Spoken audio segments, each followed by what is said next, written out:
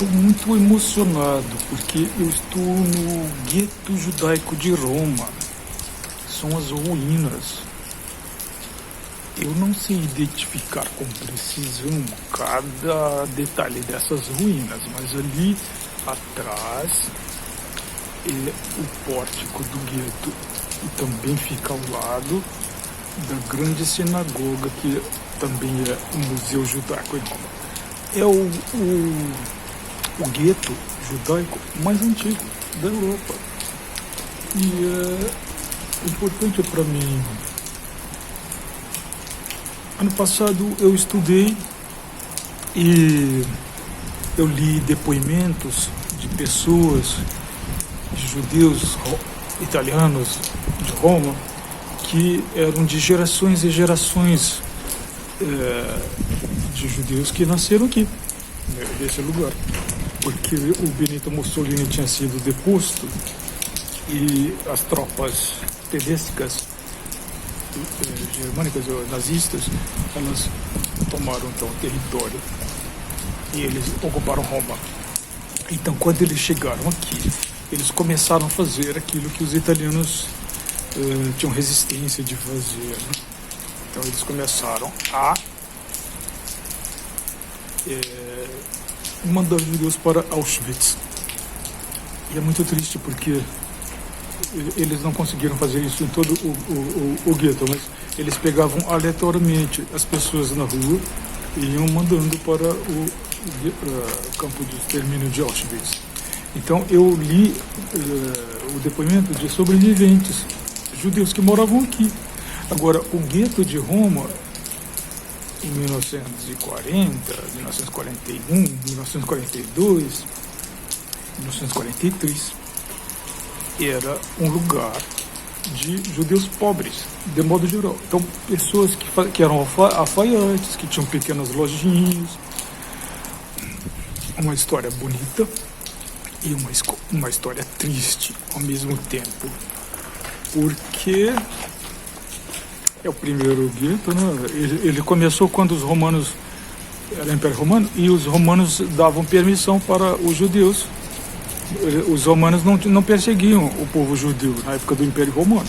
Eles começaram a perseguir os cristãos, mas os judeus não. Os judeus tinham permissão do Estado romano de viverem de acordo com seus costumes e com a sua própria lei. E, portanto, aqui em Roma, eles tinham um bairro onde eles moravam, onde eles faziam os casamentos, onde eles viviam de acordo com a tradição, a dieta judaica, que é a comida kosher. Depois, quando o Império Romano se tornou oficialmente cristão, aí começa a azedar, né? Os judeus começam a ser perseguidos pela igreja, porque a igreja queria que eles se convertessem à força, que eles deixassem de ser judeus e aderissem ao cristianismo, né? E o cristianismo veio do judaísmo, mas o cristianismo não é o judaísmo. Eles foram religiões que se separaram, foram ficando antagônicas. E os judeus então foram ficando na defensiva, se fechando, porque tem uma ideia errada, que eu vejo muita gente falar hoje, né? Porque o judaísmo hoje, ele não se caracteriza pelo proselitismo. Os judeus não querem converter os outros para serem judeus, mas 2000 anos atrás queriam. Então as pessoas chegam a conclusões erradas de que o judeu, a religião judaica, ela não quer a conversão dos cristãos, dos islâmicos, dos budistas. Não é verdade. Porque na história de 2000 anos atrás, o judaísmo, ele fazia convertidos, sim. Até nos evangelhos vem aquilo que Jesus Cristo e o apóstolo Paulo e os apóstolos falando que os judeus, havia um grupo, né, de fariseus que eram eles andavam pelo mundo inteiro atrás de um prosélito. Prosélito era o não judeu convertido ao judaísmo. Só que era muito mais difícil para um pagão se converter ao judaísmo, porque ele tinha que fazer a circuncisão, que era dolorosa, adulto, né?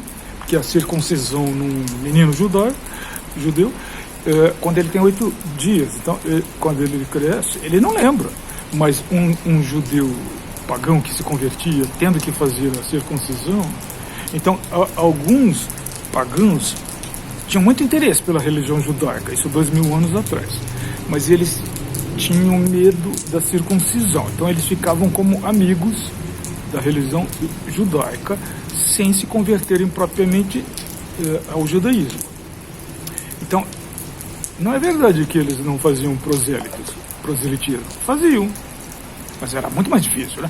Então, competindo com o cristianismo aboliu a necessidade da circuncisão, é o que está no Evangelho, né? E o apóstolo Paulo fala assim que a circuncisão do cristianismo, na interpretação do apóstolo Paulo, era a circuncisão do coração, simbólica, não era física. Não se fazia a operação do prepúcio do pênis, porque circuncisão, gente, as velhinhas de Taubaté não gostariam que eu falasse desse modo, mas está na Bíblia. E quando eles estão, inclusive a Bíblia fala prepúcio, né? Que é a pele do pênis.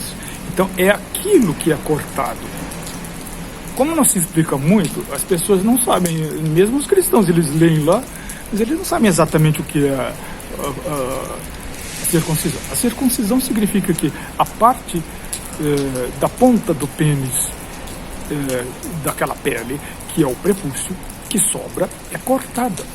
Então vira uma circuncisão, ou seja, uma espécie de aliança. E na verdade é o símbolo da aliança. É a aliança que Deus fez com Abraão. É o sinal da aliança. É a partir daí que nasce o judaísmo. É uma aliança. Do mesmo modo que um casal, quando ele se casa, ele tem uma aliança de ouro que vai para o dedo. O judaísmo nasceu com uma aliança de carne, que representa a aliança desse povo com Yahvé, Javé, Elohim. Vários nomes de Deus. Não é? Na verdade, a crítica mais recente da Bíblia são várias tradições, não é? Porque não é exatamente como está lá para ser interpretado ao pé da letra. Eram várias tribos e vários povos até que se uniram e eles trouxeram tradições diferentes. Então por isso que tem nomes de deuses diferentes. Durante muitos anos eu pesquisei, refleti como bacharel em teologia, que eu sou, por que o judaísmo usa como sinal de uma aliança espiritual, né, com seu Deus, exatamente o corte, a incisão, a circuncisão, que é o corte no prepúcio do membro masculino, né, do genital masculino. Então, assim, é o sexo ligado à sacralidade. Então, eu queria entender qual que é a relação. Assim, eu não estou... É um selfie. E as pessoas estão passando aqui, estão pensando que eu estou gravando lá. Elas são educadas, elas não querem aparecer. Então,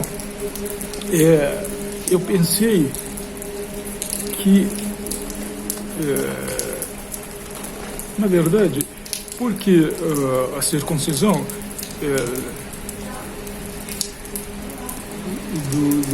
da sexualidade com a divindade, né? Porque Abraão, segundo o texto bíblico, ele veio de Ur dos Caldeus, da Mesopotâmia. Mesopotâmia era a área de dois impérios, dois reinados, a Babilônia e a Síria. E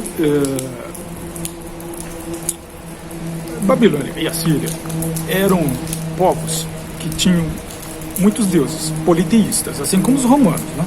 E um dos deuses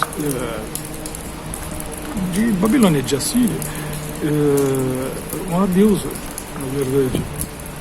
Eu não me lembro agora o nome, eu não sei se era a deusa Nut, que era a lua. ela tinha templos na Babilônia. Isso bem antigo, muito antes de Abraão. Que havia, eu não diria prostituição, porque se a gente fala assim, prostituição sagrada, a gente está projetando no passado valores posteriores, né?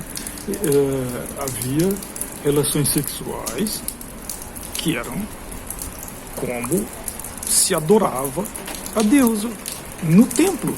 Então, assim, é uma coisa chocante para os dias de hoje, mas era isso que acontecia. Aí, assim, o judaísmo, ele lembra disso e ele se opõe, até para marcar, para se identificar culturalmente de um modo diferente dos babilônios. Então, vem daí. É isso que eu consegui entender para explicar por que a circuncisão, como sinal de uma aliança espiritual sagrada, espiritualidade com sexualidade, que é um paradoxo, né? Vem daí, vem dessa origem que a sexualidade era livre dentro de certos padrões, porque nunca a verdade é totalmente livre, mas era livre dentro de certos padrões. As mulheres e os homens faziam relações sexuais nos templos sagrados de Babilônia. Mas isso é comum a outros povos, essa concepção. E no fundo é isso, é sexo e religião, porque tem a ver com a reprodução da espécie humana. A reprodução é sagrada, ela é prazerosa, mas as religiões vão tender a refletir como assim, uma relação sagrada com Deus. É um regozijo. Ele vai usar todas as palavras que no fundo é sexo, prazer sexual. Certo? É muito estranho, né? Mas é bem humano. E é isso. Agora, o judaísmo se caracterizou pela circuncisão, até hoje, né? O menino. Agora, hoje, o judaísmo não faz o proselitismo, ele não vai atrás, mas é difícil, quem vai querer fazer? Hoje é mais fácil porque tem anestesia, mas no judaísmo não é qualquer um, não é um médico que faz, é uma pessoa da comunidade que tem um ofício sagrado, é ele que faz a circuncisão, só ele, e é feita com uma pedra que remonta ao Paleolítico, é uma pedra. É um sílex. Olha para você ver como que as nossas origens estão dentro do judaísmo, como em qualquer outra religião, né? No xamanismo.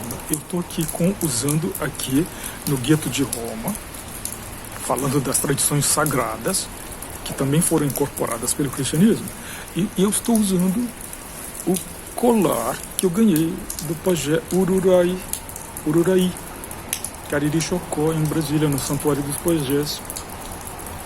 Porque o xamanismo é a religião mais antiga da humanidade e, de certo modo, tudo isso está dentro das grandes religiões que vão se desenvolver na história da humanidade, inclusive no cristianismo, inclusive no judaísmo anterior.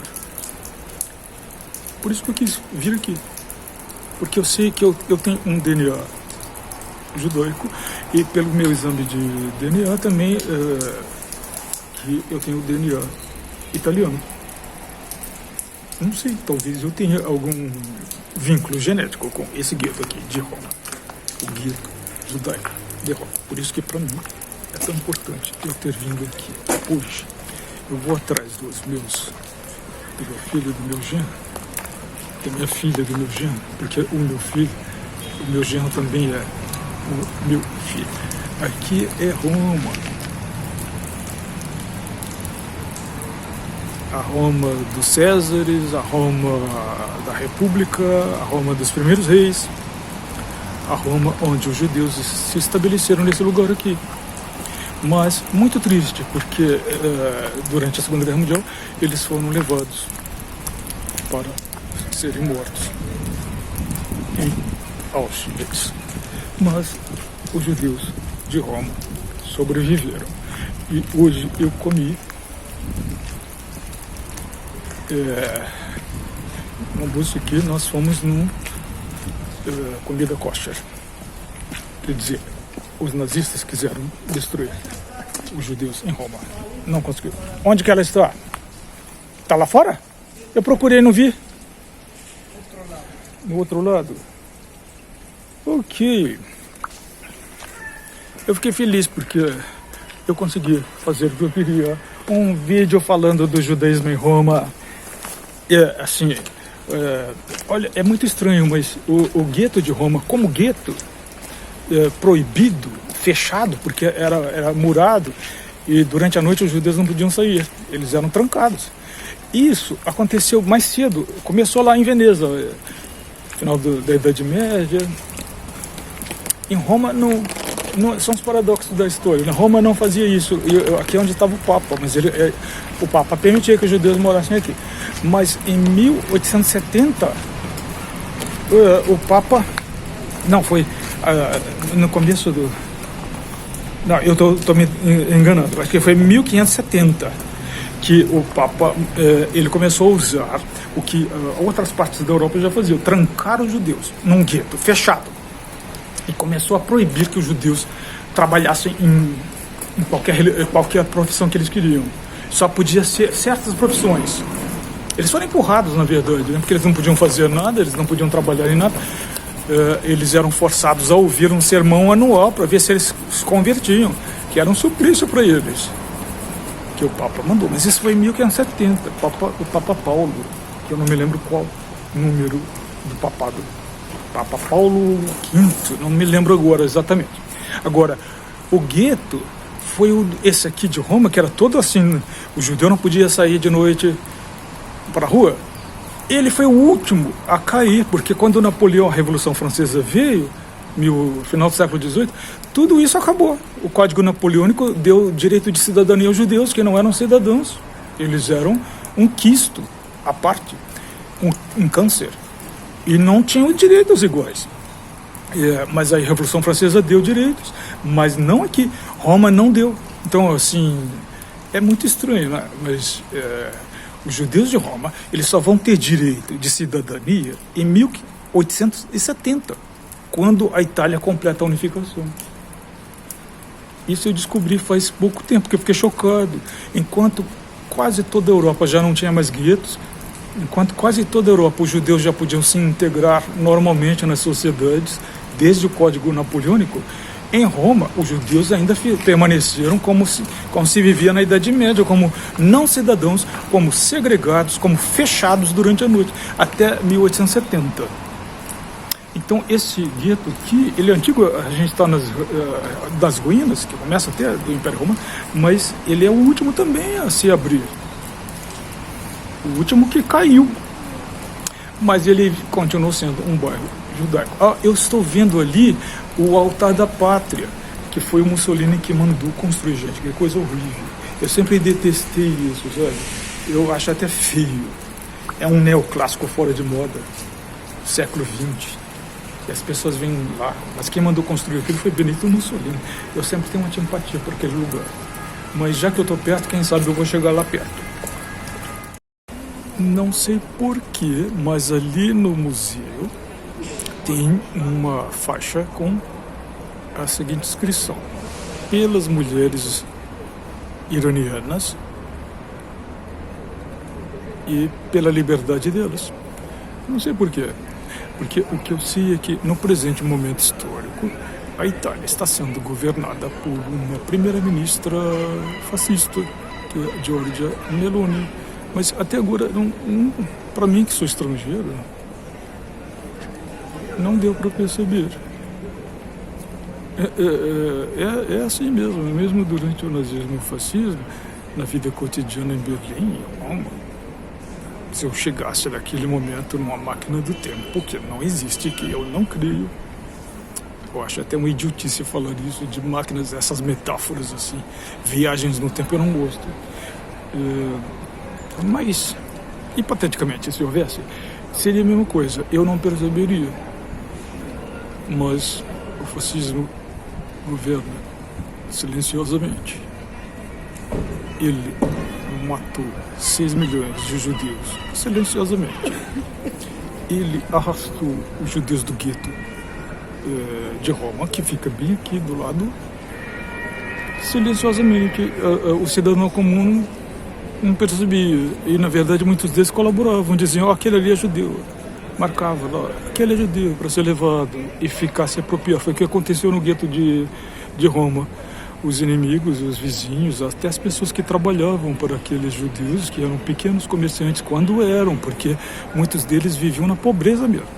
Então, as pessoas que com eles conviviam, muitas delas denunciavam e diziam que horas ele estava lá para a Gestapo vir e levar, para ele ser morto nas câmaras de gás, porque elas queriam ficar com os móveis, elas roubavam os móveis. Então, alguns desses sobreviveram. Quando eles chegaram para as antigas casas, a casa estava depredada, ou com gente morando ali. É o espírito humano, da mesquinharia, da inveja, da cobiça. E não é só em relação a grandes fortunas, não. É em relação a móveis, porque um mais pobre que o pobre, ele vai querer o que o menos pobre tem. Que coisa triste, né? Mas essa é a nossa realidade. Então, difícil, como historiador, não enxergar as pequenas mesquinharias dos pequenos poderes do cotidiano, certo? Então, assim, não sei. Eu não consigo discernir onde estão os pequenos poderes da Giorgia Meloni, que talvez um detalhezinho que eu achei muito estranho, porque lá em Nápoles e aqui em Roma, onde eu vou, tem uma viatura do exército italiano e soldados oficiais com o uniforme do exército. Eu acho estranho. Estranho, porque mesmo em Brasília, quando eu fui criado em plena ditadura militar, só nos momentos assim de crise, quando o golpe de 64, que eles colocaram tanques na rua, né? Mas no cotidiano da ditadura, a gente quase não via militares em Brasília, assim, ostensivamente em carros militares, com uniforme militar do exército. Mas é o que eu estou vendo. Em Nápoles eu vi, em Roma eu vi. Onde eu estou hospedado aqui em Roma, bem na esquina tinha um carro militar e soldados. Será que é isso? Como eu não conheço a Itália pessoalmente, estou conhecendo a partir de agora, eu não posso dizer que sempre foi assim ou que não era e passou a ser. Não sei, eu precisaria de outras informações para poder ter certeza, mas eu, como estrangeiro brasileiro, com memórias muito ruins a respeito de militares, né? Eu não gosto. Eu sinto vontade de vomitar, me dá dor. Eu não gosto de ver exército. Sinto muito, gente. Eu não sei se eles merecem o que eu estou falando, mas eu não gosto. Essa é a única coisa que eu vi. Não sei se isso é manifestação dos pequenos poderes do grande poder do governo italiano, porque a sede do governo italiano é aqui. Estou aqui na Praça dos Museus Capitolinos e aqui a minha esquerda, como eu estou vendo agora, não sei se vai sair para quem está vendo, porque eu tenho certa dificuldade agora de orientação, não sei se é porque eu estou velho, estou fora do meu ambiente, do meu país. As minhas referências aqui ficam tudo desorganizadas da minha cabeça. Então, aqui é uma estátua que foi mandada colocar aqui pelo Papa Paulo I. Eu não me lembro aqui, mas está escrito ali em latim. E é um imperador Antonino. Eu vou ver exatamente e vou gravar essa informação. É o Papa Paulo III e o imperador Antonino Pio. Belíssima. É uma estátua de bronze. Atualmente o Panteão é uma igreja, mas aqui era, na verdade, o templo de todos os deuses, que é isso que significa, né? Os deuses de todos, Panteão. É um dos poucos templos romanos que sobreviveram um templo a todos os deuses, ou pelo menos aos principais deuses, mas era dedicado a todos os deuses. O cristianismo não derrubou, transformou o templo em uma igreja, coisa que ele é até hoje.